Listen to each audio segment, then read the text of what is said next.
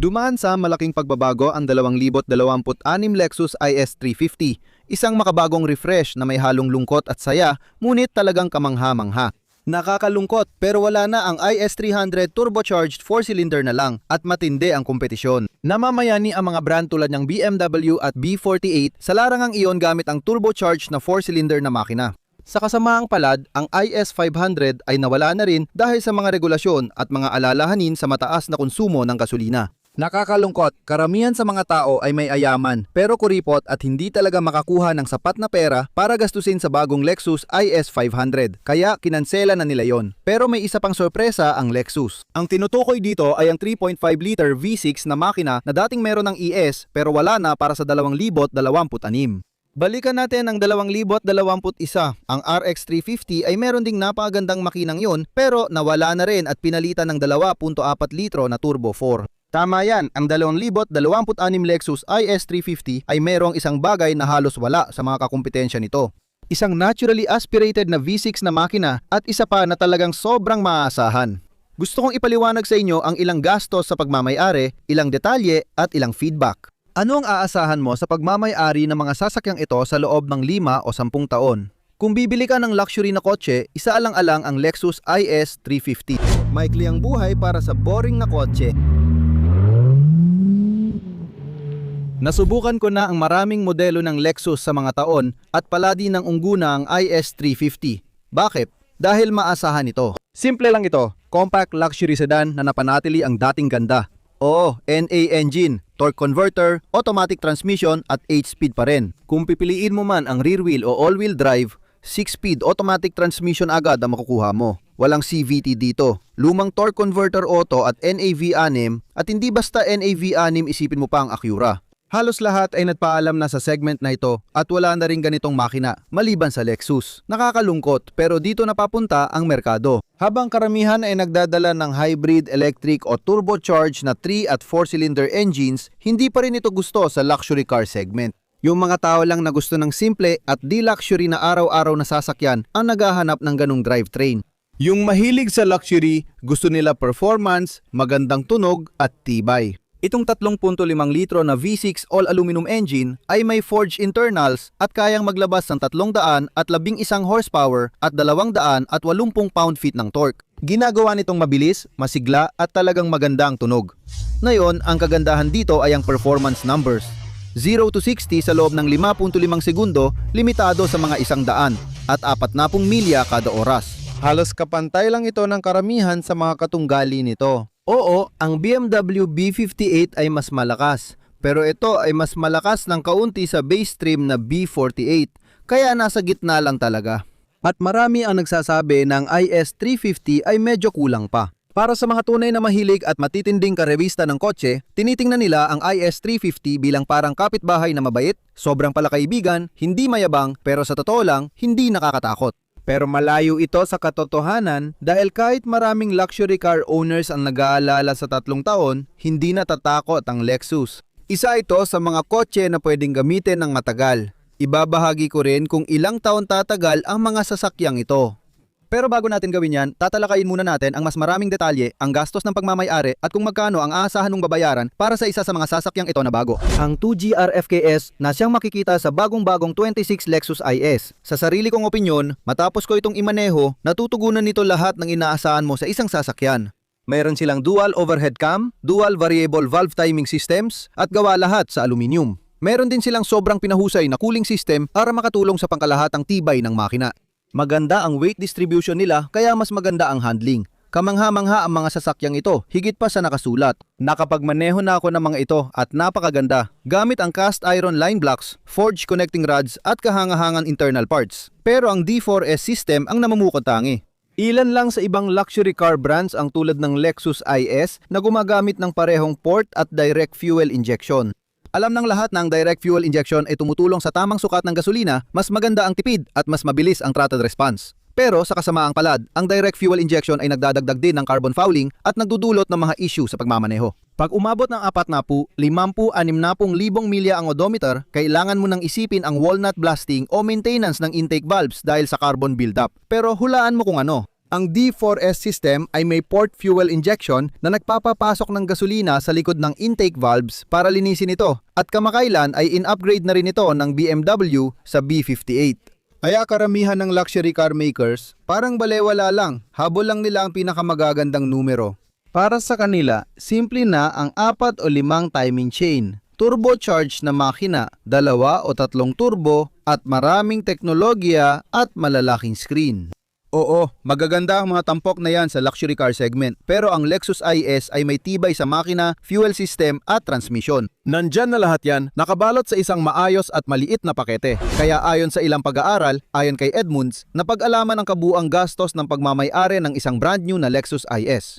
At ang kabuwang yon ay bahagya lang, nalampas sa $72,000 dahil sa loob ng 5 taon o 60,000 milya, inaasahan mong gagastos ka ng humigit kumulang $19,572 sa depreciation na napakaganda para sa isang kotse sa segmentong ito. $9,430 dahil sa maintenance. Iyon ay bahagyang mas mababa sa 2,000 kada taon. At para sa mga hindi inaasahang pagkukumpuni, inaasahan mong gagastos ka lang ng humigit kumulang $1,087 muli sa loob ng parehong 5 taon na panahon. Sa panahong yon, asahan mong gagastos ka na mahigit $1,000 sa gasolina at mga $5,600 para sa karaniwang buwis at mga bayarin para sa sasakyan na ito. Gayunpaman, may bahagyang ibang pananaw ang Kelley Blue Book. Inaasahan nila na aabot sa $6,485 ang gastos sa parehong 5 taon na panahon. At ang hindi inaasahang pagkukumpuni ay mas malapit sa $1,189. Malinaw na, napakamura ng pagpapanatili, pagmamay-ari at pagpapatakbo ng mga Lexus IS na sasakyan. Hindi mo makukuha ang ganitong halaga sa mga sasakyan mula sa Audi, Benz at iba pa. Ibig kong sabihin, magaganda rin naman ang mga sasakyang iyon sa kanilang sariling paraan. Pero kung naghahanap ka ng sasakyan na hindi makakasira ng bulsa pero may mga luho pa rin ng isang luxury car, ito na siguro ang bagay sa'yo para sa 2026. Maganda rito, laging may warranty, 4 na taon o 50,000 milya para sa basic coverage o 72 buwan o 70,000 milya para sa drivetrain na pinagkakatiwalaan ng karamihan. May 72 buwan na corrosion warranty. Walang gustong gumastos sa unti-unting nabubulok na sasakyan, kaya matibay ang warranty laban sa perforation at kalawang. Ngayon, may sariling pananaw ang IC Cars at ang average para sa 2026 Lexus IS 350 ay mga 17 taon o mahigit 184,000 milya. At umabot ito sa mga 40.3% na posibilidad na umabot ng hindi bababa sa 200,000 milya o 300,000 kilometro. Marami sa mga ito ang umaabot ng 300,000 hanggang 500,000 milya, batas ng average. Inaalis ang mga sasakyan sa kalsada dahil sa insidente at banggaan. Maraming dahilan kung bakit hindi na umaabot sa kalsada ang mga sasakyan ito. Pero siguradong pwede mong gamitin ang mga ito ng 15, 20 o 25 taon nang hindi malulugi. Malakas din ang rating ng consumer reviews sa Edmunds na sumusuporta sa mga sinabi ko. Ang mga sasakyang ito ay may rating na mga 4.3 sa 5 na malinaw na nagpapakita na gustong-gusto ito ng mga consumer. Nandyan din ang mga warranty para suportahan ito. At ang buong industriya ay nakaabang, hinihintay kung kailan bibitawan ng Lexus ang makinang ito na talagang kaakit-akit. Ngayon, ayon sa RepairPal, napakaabot kaya ng mga sasakyang ito. Kapag talagang may nasira, dahil lahat ng bagay na mechanical ay siguradong masisira rin.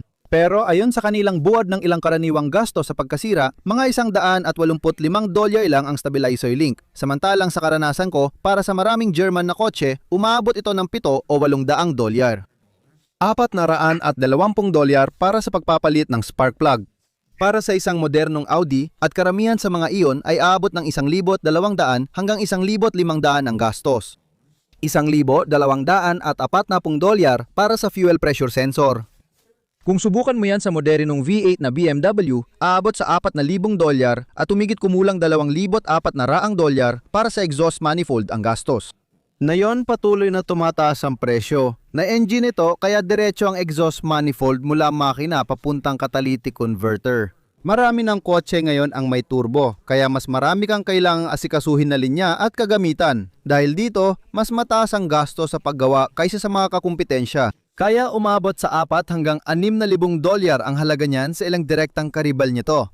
Ang Lexus IS ay medyo matipid din sa konsumo ng gasolina na nasa 19 sa lungsod 26 sa highway at mga 22 milya kada galon kapag pinagsama. Sobra pa yon sa makatuwiran. Ngayon, hindi ito sobrang tipid sa gasolina at malamang na mas makakatipid ka pa sa turbocharged na 4 na silindrong Beamer o kahit sa Alfa Romeo o kahit sa Audi na gumagamit ng 4 na silindrong makina. Pero ang katotohanan ay ito ay isang V6 at natural lang na medyo mas malakas ito sa konsumo ng gasolina. Hindi mo na kailangang masyadong mag-alala sa malalalang problema gaya ng turbo, wastegates at oiling lines ng mga turbo engine. Ganyan ang kapalit ng pagtitipid dito. Wala talagang trade-off. Simpleng makina ito, torque converter auto sa pagitan ng V6 at likurang gulong, magandang kombinasyon. Gustong gusto ko ang mga sasakyan nito. Hindi pa kasama dyan, nakita ko na ang Lexus IS. Ang ganda ng interior, lalo na kapag pula o two-tone na pula at itim. Gustong gusto ko ang istilong yon. Mas maputla o walang dating ang karamihan sa kakumpetensya nito. Alam natin na mahilig ang German OEM sa simple. Tingnan mo ang Porsche, BMW at Mercedes. Kadalasan, itim o dark gray ang interior at simple lang walang contrast stitching. Ngayon, uso na ang ganitong estilo at madaling ibenta. Parang bahay na nilalagyan ng oak, di ba? Mas madaling ibenta yon kaysa maglagay ng iba't ibang klase ng cherry wood at kakaibang kulay. Maaring gusto mo yon pero hindi lahat. Kita mo, mas malaya ang disenyo ng Lexus. Iba't ibang kulay, accent at tema ang nagbibigay ng bagong sporty na dating. Ang IS system ay may kasamang wireless Apple CarPlay at Android Auto, 10 speaker Lexus Premium Sound System at ang bagong Lux synthetic leather upholstery, dual zone climate controls at power tilt telescopic. Ang F-Sport base design trim ay nagkakahalaga ng 46,800 $800. May heated front seats, bagong wireless charging pad, ventilated seats, heated steering wheel at aluminum sport pedals. At nagkakahalaga ito ng halos 50,000, mga 49,200 at 45. At kapag pinag-uusapan natin ang Lexus at Toyota, itinuturing silang ilan sa mga pinakaligtas na sasakyan sa kalsada.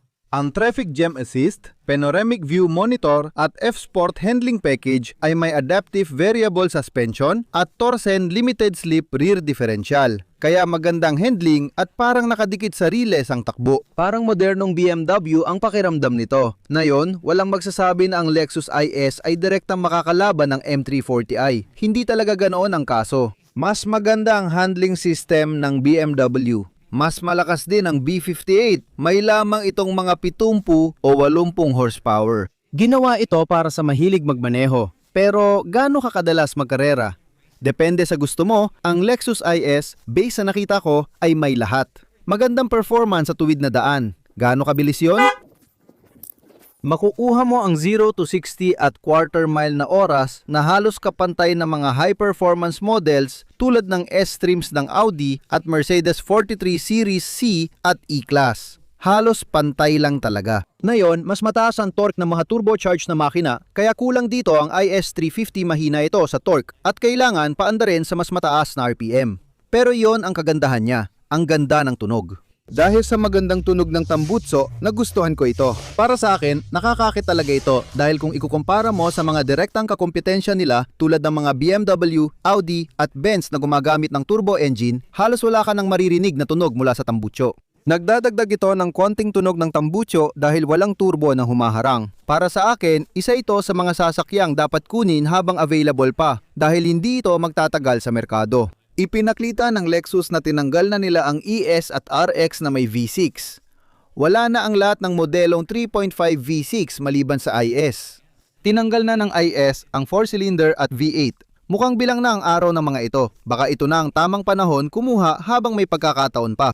Ngayon, doble ang gastos ng tao sa mga paalis na 5.7-liter V8 Tundra. Mas mataas din ang bayad sa 2021 Lexus RX na V6 dahil hindi na ito mabibili ngayon. Available pa rin ito pero sa maikling panahon na lang. Sa industriya na karamihan ng car manufacturers ay lumilipat sa Turbo 4 at hybrid, talagang kakaiba ito. Isa ito sa iilang natitirang may tunay at masarap na karanasan sa pagmamaneho. Maaasahan, abot kaya at madaling ariin. Sa totoo, gusto ko rin ang estilo nito. Ang IS350 ay isang gandang pagmasdan at isang sasakyan na dapat mong isaalang-alang bilhin kung naghahanap ka ng kotse na bibilhin sa 2026. Kaya tingnan mo ang listahan ng mga Lexus na bibilhin ko sa 2026. Ang mga BMW na bibilin ko rin sa 2026 dahil sa matinding kompetisyon, siguradong magugustuhan mo. Sana magkita tayo ulit mga kaibigan. Paalam.